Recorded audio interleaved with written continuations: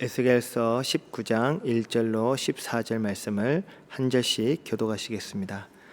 너는 이스라엘 고관들을 위하여 애가를 지어 부르라. 내 어머니는 무엇이냐? 암사자라. 그가 사자들 가운데에 엎드려 젊은 사자 중에서 그 새끼를 기르는데 그 새끼 하나를 키우매 젊은 사자가 되어 먹이 물어뜯기를 배워 사람을 삼키매 이방이 듣고 함정으로 그를 잡아 갈고리로 꿰어 끌고 애굽 땅으로 간지라. 암사자가 기다리다가 소망이 끊어진 줄을 알고 그 새끼 하나를 또 골라 젊은 사자로 키웠더니 젊은 사자가 되매 여러 사자 가운데에 왕래하며 먹이 물어뜯기를 배워 사람을 삼키며 그의 궁궐들을 헐고 성읍들을 부수니 그 우는 소리로 말미암아 땅과 그 안에 가득한 것이 황폐한지라. 이방이 포위하고 있는 지방에서 그를 치러 와서 그의 위에 그물을 치고 함정에 잡아 우리에 넣고 갈고리를 꿰어 끌고 바벨론 왕에게 이르렀나니 그를 옥에 가두어 그 소리가 다시 이스라엘 산에 들리지 아니하게 하려 함이라.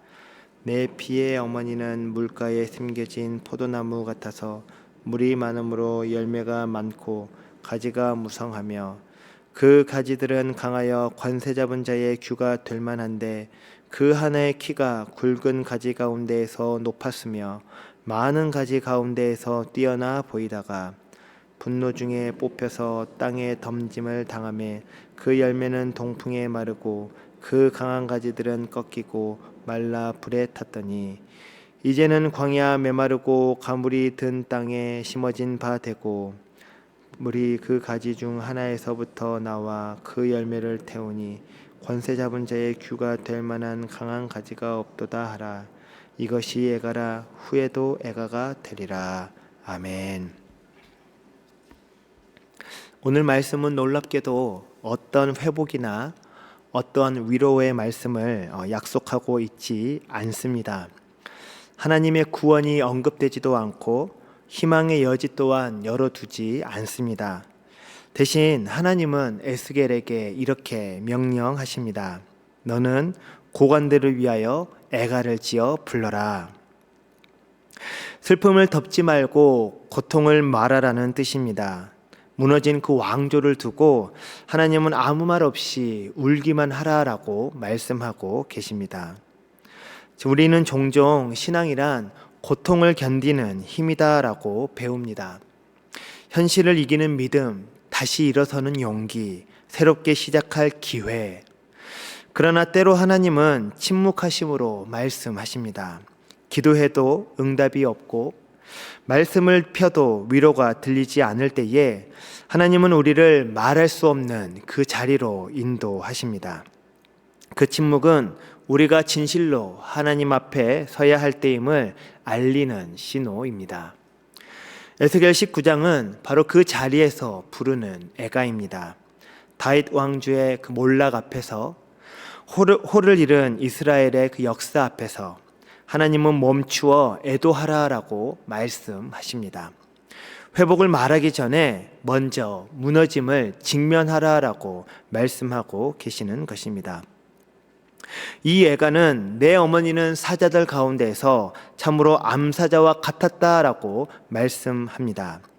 2절에서 3절 말씀을 보시면 부르라. 내 어머니는 무엇이냐? 암사자라. 그가 사자들 가운데에 엎드려 젊은 사자 중에서 그 새끼를 기르는데 그 새끼 하나를 키우매 젊은 사자가 되어 먹이 물어뜯기를 배워 사람들을 삼키매라고 말씀하고 있습니다.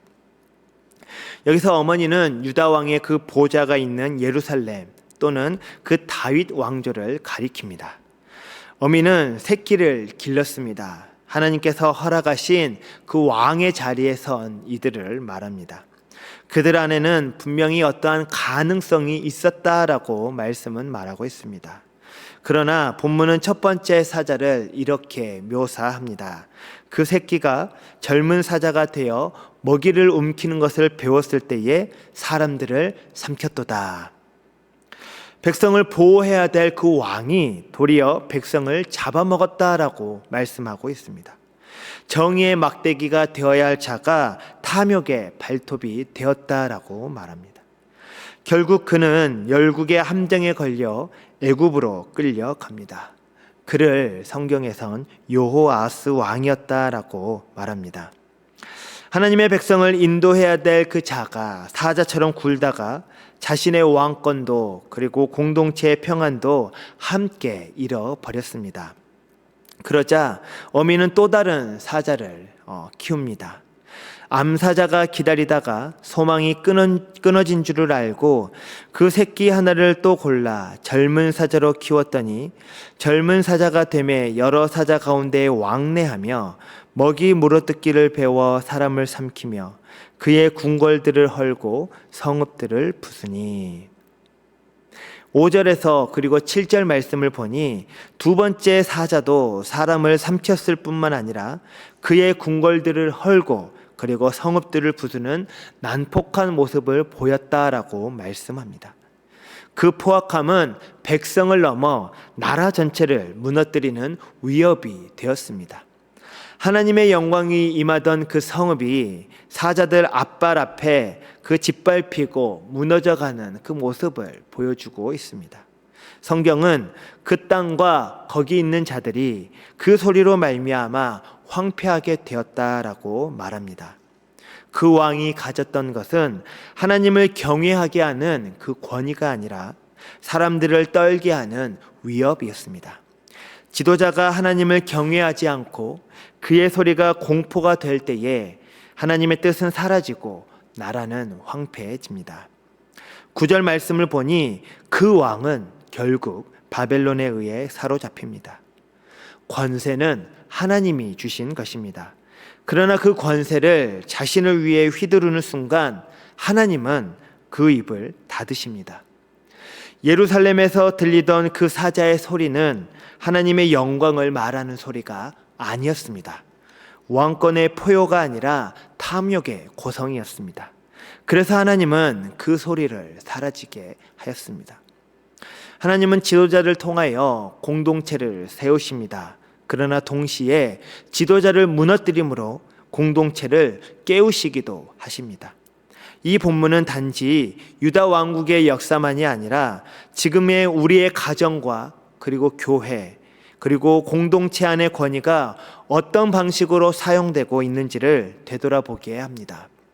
아버지의 권위, 목회자의 권위, 직분자의 책임, 교사의 영향력 등 그 어느 것 하나도 사적인 것이 없다라고 알려주십니다. 우리 안에 주어진 그 리더십이 주님의 뜻을 위해 쓰일 때에 복이 되며 자신을 위해 쓰일 때에 고성이 된다라고 할 수 있겠습니다. 한 사람이 바로 서지 못할 때 공동체도 함께 흔들릴 수 있음을 기억하고 경계해야 합니다. 지도자의 영향력은 매우 큽니다. 맡겨진 자리에 있는 이들은 날마다 하나님을 경외하며 하나님의 일과 자기의 사명을 충실히 감당하는 책임 있는 신앙인으로 살아가야 할 줄 믿습니다. 하나님은 지금 우리에게 묻고 계십니다. 내가 쥐고 있는 그 홀은 누구를 위한 것이냐? 그리고 오늘 우리 손에 쥐어진 말과 행동, 결정과 영향력은 누구를 위해 살리고 있느냐? 오늘 우리는 어떤 사자로 그리고 어떤 지도자로 길러지고 있습니까? 하나님은 그 물음 앞에서 우리가 아무렇지 않게 반복해온 그 잘못된 선택들은 없는지를 오늘 이 말씀을 통해 다시 돌아보게 하십니다. 이제 본문은 다른 이미지로 시선을 옮깁니다. 이제 더 이상 포악한 그 사자의 모습은 보이지 않고 물가에 심긴 그 아름다운 포도나무가 등장합니다. 10절 말씀을 보면 내 피의 어머니는 물가에 심겨진 포도나무 같아서 물이 많으므로 열매가 많고 가지가 무성하다라고 말씀하고 있습니다. 이스라엘의 그 시작은 은혜였습니다. 하나님의 언약 아래 그 다윗의 가문은 하나님의 손에 의해 물가에 심겨졌고 풍성한 열매를 맺는 나무와 같이 생존하였습니다. 하나님은 그 포도나무가 풍성하게 자라도록 물을 주셨고, 그리고 그 가지 위에는 왕권을 상징하는 그 홀이 돋아나게 하셨습니다. 다윗 언약의 열매는 바로 그 홀이었습니다. 왕권, 질서, 다스림, 그리고 정의의 통치가 그 나무의 가지에서 자라났습니다. 그러나 이 포도나무는 뽑힙니다. 분노 중에 뽑혀서 땅에 던짐을 당하며 그 열매는 동풍에 마르고 그 강한 가지들은 꺾이고 말라 불에 탔다라고 12절 말씀에 말씀하고 있습니다. 물가에서 자라던 그 나무가 이제는 뽑혀져 황무지로 옮겨진 것입니다. 수분은 말랐고 가지는 부러졌으며 왕권의 상징이었던 그 홀은 무너졌습니다. 이 땅의 백성들에게는 그 모습이 충격적으로 다가갔을 것입니다. 누가 이 나무를 뽑은 것인가? 누가 이토록 번성하던 그 가지를 마르게 하였는가? 그러나 본문은 그들의 바람과는 전혀 다르게 대답하고 있습니다. 13절 말씀입니다. 불이 그 가지 중 하나에서부터 나와 그 열매를 태우니 권세 잡은 자의 규가 될 만한 강한 가지가 없도다. 뿌리를 불타온 것은 밖에서 온 불이 아니라 그 가지 가운데서 나온 불이었다라고 말씀하십니다. 바벨론이 그 불을 지폈다라고 말하지 않습니다. 애굽의 어떤 음모나 국제 정세의 혼란이 포도나무를 마르게 했다라고 설명하지 않습니다. 그 불은 스스로의 그 안에서 시작되었고 스스로를 삼켰다라고 말씀은 말하고 있습니다. 이것이 하나님의 진단입니다. 지도자의 죄, 백성의 배반, 그리고 언약을 우습게 여겼던 그 영적인 타락들, 그것이 하나님 나라의 중심을 무너뜨린 불이었다라고 성경은 진단합니다. 밖에서 보면 외세 침공이었고 정치적인 패배였지만 하나님은 말씀하십니다. 너희가 스스로 불을 지핀 것이다. 우리는 종종 우리 삶의 불행과 그리고 파괴의 원인을 외부에서 찾을 때가 있습니다. 환경을 탓할 때도 있고 사람을 탓할 때도 있고 제도를 탓할 때도 있습니다. 그러나 하나님의 말씀은 그보다 먼저 내 안에 있는 불을 직면하라라고 말씀하십니다. 불신, 불순종, 교만, 자기 뜻을 앞세운 그 판단이 결국 내 가정, 내 공동체, 내 교회를 태워버릴 수 있다라는 그 사실을 잊지 말라는 것입니다. 포도나무는 열매를 위해 존재합니다. 그러나 열매를 삼킨 불은 그 나무를 무의미하게 만듭니다. 하나님은 그 나무를 황무지로 옮기십니다. 물이 없는 곳, 다시 자랄 수 없는 그 땅으로, 그곳으로 포도나무를 옮기셔 그곳에서 마지막을 맞이하게 하십니다. 하나님의 은혜를 망각하고 감사하지 않는 성도는 이미 뿌리가 말라버린 포도나무와 같습니다. 여기서 우리는 신앙의 본질적인 질문 앞에 서게 됩니다. 나는 지금 무슨 열매를 맺고 있는가?